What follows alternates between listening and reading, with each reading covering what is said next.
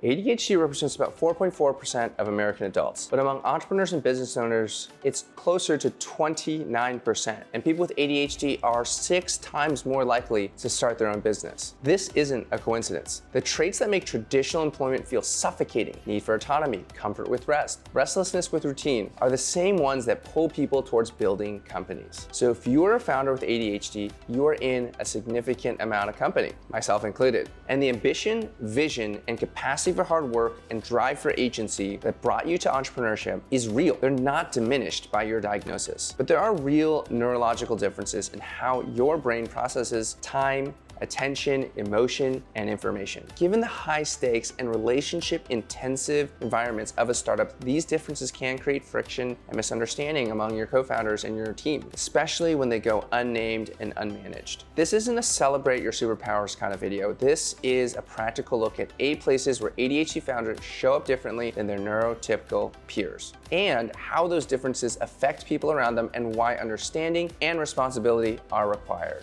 Number 1, time awareness. Neurotypical founders generally have an intuitive sense of time passing. They can estimate how long a task will take with reasonable accuracy, feel a meeting approaching on their calendar, and pace themselves through a day. ADHD founders experience what clinicians call time blindness. Time is not a steady stream, but something closer to a binary. It's either now or it's not now. A meeting in 45 minutes doesn't register as really happening until about 2 minutes into the meeting. An hour of deep work can feel like 15 minutes, or 15 minutes can feel like an hour depending on what you're working on. For you, this means that you can chronically underestimate how long things take. You're late to meetings that you actually care about, and deadlines feel abstract until they become emergencies. And then you switch into gear, or maybe you get paralyzed and shut down. You may have no idea how long you spend doing something. And for your co-founders and teammates, this can feel like disrespect, unreliability. They pad estimates when you're involved, and they stop trusting your "I'm gonna have it by Friday." They might start quietly planning around you rather than with you. 2, task initiation. Neurotypical founders can generally identify an important task and start working on it, even when it's unpleasant. There might be some friction, but it's manageable. For ADHD founders, we struggle with task initiation in a way that looks like procrastination, but is neurologically distinct. The brain's dopamine system doesn't provide the activation energy for tasks that aren't novel, urgent, or interesting, regardless of how important they are to you or someone else around you. You know the investor update matters, but sometimes you just can't get started on it. For you, this means that you develop elaborate avoidance patterns. You do the easier, low priority work that you know how to do, and you wait until the pressure is high enough to trigger the urgency-based activation, which means that a lot of things get done at the last minute if they get done at all. For your co-founders and teammates,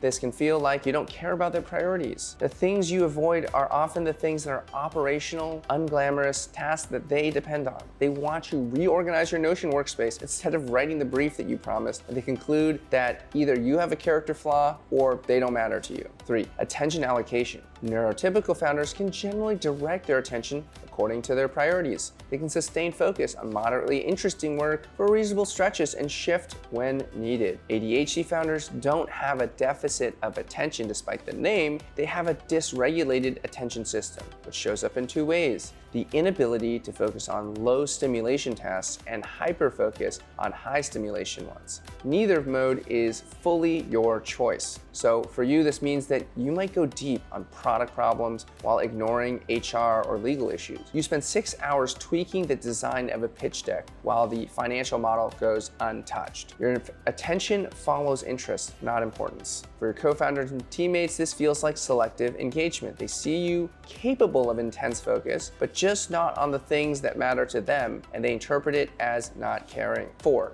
priority consistency. Neurotypical founders can set quarterly goals and work towards them with a reasonable amount of consistency. Priorities may shift, but there's a stable through line. ADHD founders experience what we might call priority cycling. A new idea, a new customer conversation, or article can completely restructure what feels important, sometimes within the same day. The ADHD brain responds intensely to new information, to novelty, and has a difficult time maintaining emotional weight of previous commitments once they're no longer novel. Shiny object syndrome, anybody? For you, this means that you genuinely believe each new priority is the priority. You're not being dishonest when you redirect the team because it feels completely logical to you in the moment. But for your co-founder and teammates, this can feel like whiplash. They invested a week into a strategy that you outlined, that you were excited about on Monday, and by Friday, you're on to the new thing. They learn to wait before committing effort, which you read as a lack of enthusiasm or as slow execution. 5, emotional regulation.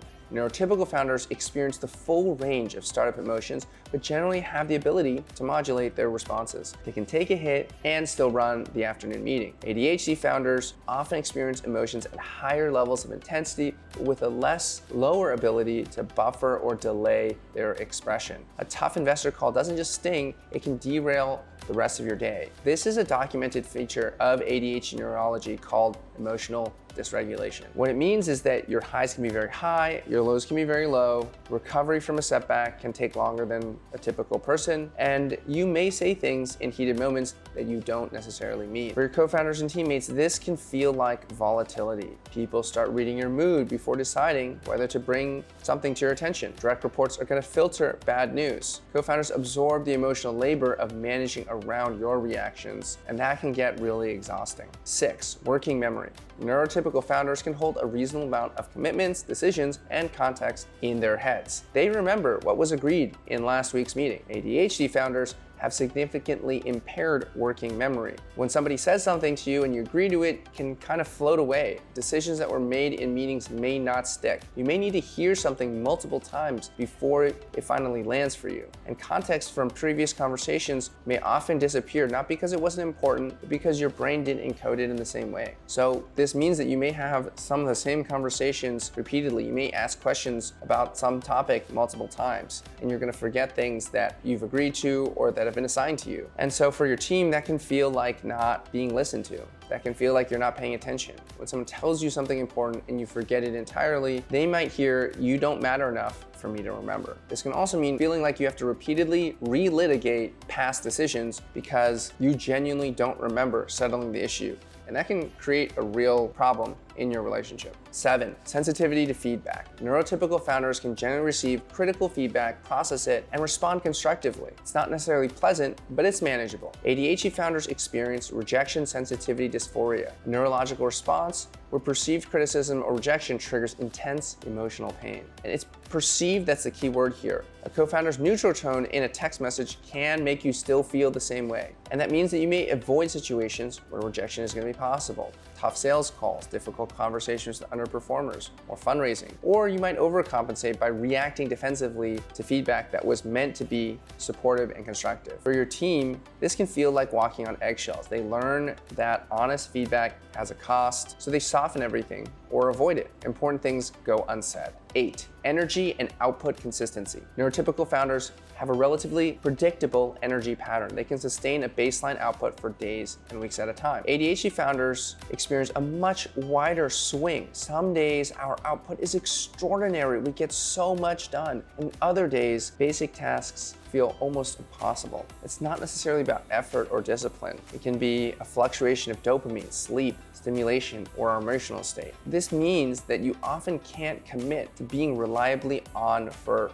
predictable blocks. Weekly rituals feel exciting and easy one day and really hard the next. And so you use bursts of productivity to compensate, but these can be hard to schedule around. For your team, this can feel like having an unreliable partner. They need consistency, especially the direct reports who depend on you for regular touch points and feedback. Your co-founder picks up the slack on your low days, and over the months, that can create an imbalanced dynamic where they become the responsible one by default, not you. Look, this may be a tough list to hear, but it doesn't negate any of the real strengths that ADHD founders have. Research shows that individuals with ADHD tend to be exceptionally good at divergent thinking tasks, generating more original ideas and making unexpected connections between seemingly unrelated concepts. Beyond creativity, ADHD founders often bring a natural bias for action over analysis paralysis, comfort with risk and ambiguity that would paralyze others, intense energy and enthusiasm that attracts talent and capital, resilience from a lifetime of adapting to a world not designed for their brain, and pattern recognition across domains that comes from a mind that is always scanning. These are real competitive advantages, and the goal is not to suppress them. It is to build a scaffolding to let them show up without the collateral damage.